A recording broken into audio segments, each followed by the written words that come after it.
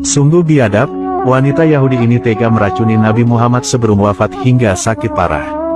Tidak hanya itu, dampak racun ganas itu juga mengakibatkan sahabat Nabi Muhammad meninggal dunia. Dikisahkan, pada akhir tahun ke-6 Hijriah, Rasulullah beserta pasukan umat Islam pergi ke Khaybar, yaitu sebuah wilayah yang terletak 150 km ke arah laut kota Madinah dan menjadi basis kaum Yahudi. Ketika sampai di Khaybar, Rasulullah meminta penduduknya menyerah. Hal ini karena sebelumnya diketahui bahwa Khaybar dijadikan tempat konsolidasi untuk menyerang Madinah. Namun, penduduk kaum Yahudi menolak seruan Rasulullah hingga akhirnya terjadi perang yang memakan banyak korban. Perang Khaybar diakhiri dengan perundingan damai antara kaum Muslim dan penduduk Khaybar. Mereka sama-sama sepakat untuk mengakhiri perang dengan beberapa poin kesepakatan bersama. Salah satunya adalah penduduk Khaybar harus menyerahkan separuh hasil panen kepada umat Islam Madinah mengingat pertempuran Khaybar dimenangkan umat Islam. Kemudian, perlahan-lahan Khaybar menjadi kota yang damai. Namun, tidak sedikit penduduknya yang masih menyimpan dendam. Zainab binti Harits adalah salah satu Yahudi Khaybar yang tidak terima dengan hasil perang Khaybar. Ia tidak rela dengan kaum muslimin karena telah membunuh orang-orang terkasihnya. Ia mencari berbagai macam cara untuk membalas dendam dan membunuh Rasulullah yang menjadi pimpinan tertinggi kaum muslimin.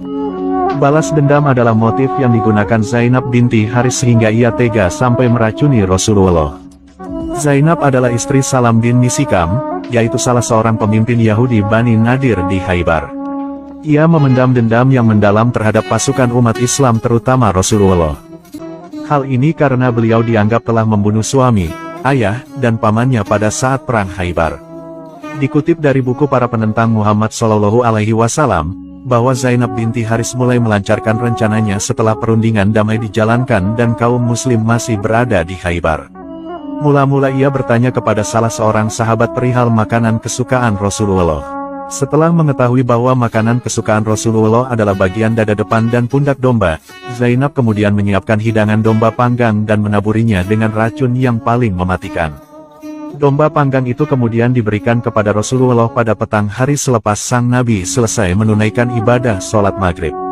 Awalnya, Rasulullah merasa ragu dengan hidangan itu.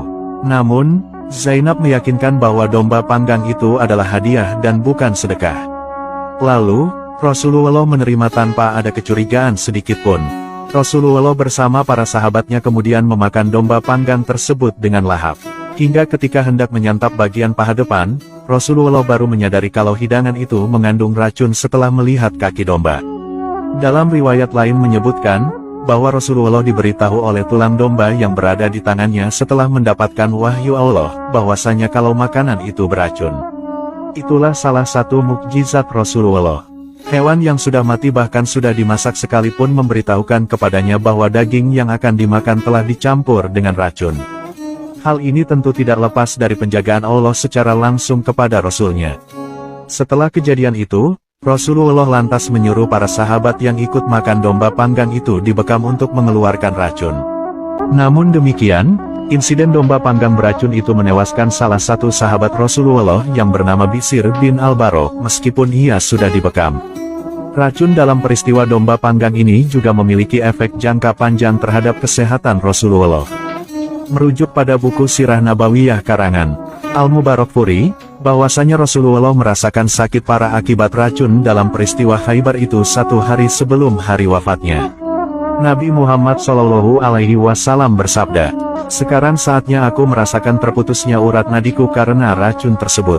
Setelah insiden, Zainab binti Haris lantas menjadi orang yang paling dicari setelah insiden domba panggang beracun itu.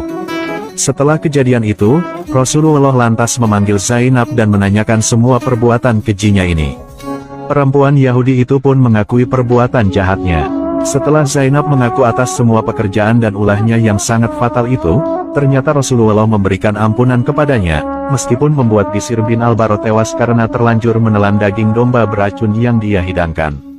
Namun ternyata, keputusan Rasulullah itu mengandung hikmah yang sangat luar biasa, di mana akal satu sahabat pun tidak sampai kepadanya.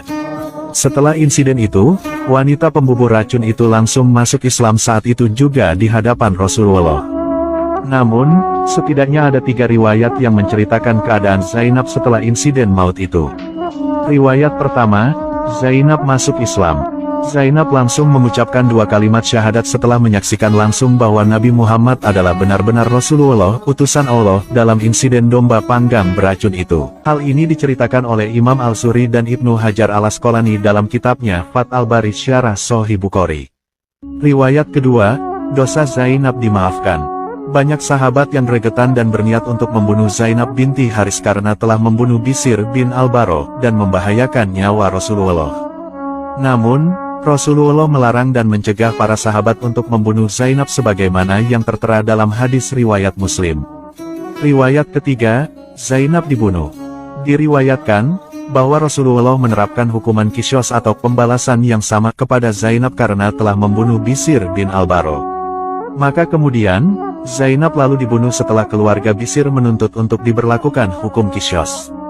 Alhasil, jika dicermati lebih dalam, riwayat-riwayat tersebut tidaklah saling bertentangan, namun terjadi secara berurutan, sekuens. Pada saat Bisir belum meninggal, Rasulullah memaafkan Zainab. Namun ketika Bisir meninggal akibat racun Zainab dan keluarganya menginginkan untuk menerapkan hukuman Qisos, maka Rasulullah memerintahkan sahabatnya untuk menjalankan hukuman Qisos kepada Zainab. Syekh Said Ramadan Al-Buti dalam kitab sirahnya mengatakan, ada hikmah luar biasa di balik kejadian ini, yaitu peristiwa turunnya wahyu yang memberitahu Rasulullah tentang racun dalam daging domba yang akan beliau makan. Hanya saja, atas ketetapan yang telah Allah gariskan, Bisir bin Baro terlebih dulu menelan daging beracun itu sebelum Rasulullah memberitahu bahwa daging yang akan mereka makan dibubuhi racun. Bisir pun akhirnya meninggal dunia karenanya. Menurut Al-Buti, peristiwa ini memberikan sebuah pengertian dan keyakinan perihal betapa kukuhnya penjagaan Allah terhadap Nabi dan Rasul-Nya dari kejahatan dan tipu muslihat orang-orang yang hendak melakukan kejahatan kepadanya.